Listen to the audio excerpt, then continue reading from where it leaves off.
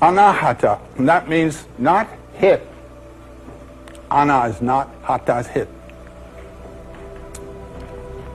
What this refers to is the sound that is not made by any two things striking together.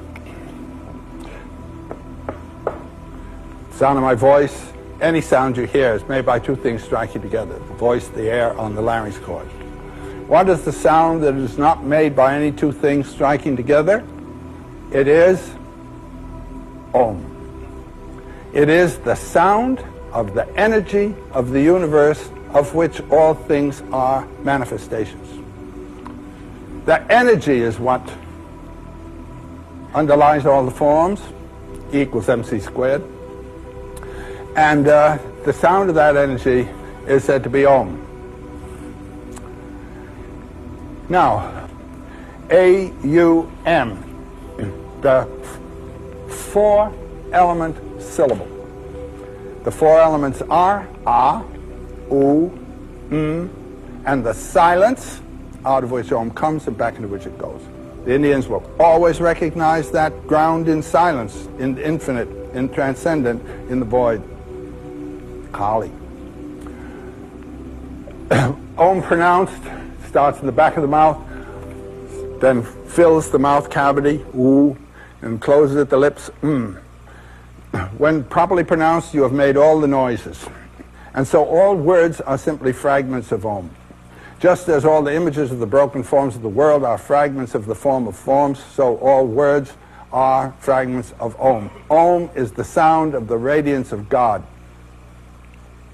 Om is discussed in the Mandukya Upanishad. There's a very interesting two-page Upanishad, Mandukya, Mandukya, in terms of the four steps, the four stages. A is associated with waking consciousness, the gross bodies of the forms in which we dwell, and of which we are one.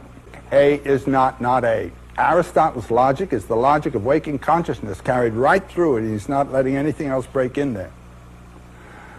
Gross bodies, they are not self-luminous. They have to be illuminated from without.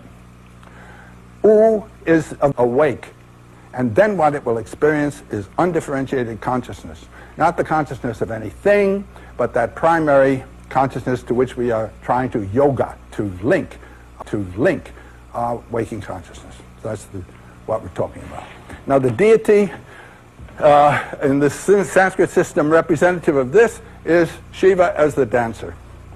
I spoke of him yesterday, so I won't go through it again, but I will say this in addition to what I was able to say yesterday. Look at the shape here and the head, and then look at Om. In other words, while looking at the image of Shiva, you are hearing the syllable Om, the sound of the radiance. Now, in lecturing to Methodists, I tell them about graven images. This is a permanent meditation. It's not idolatry. You're not idolizing this image. It's the radiance. It's the opening of it. Shiva helps you go through Shiva. You don't stop with him.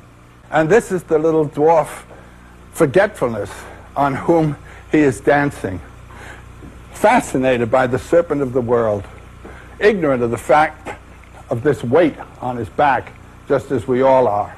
Shiva's right there waiting for us to recognize him.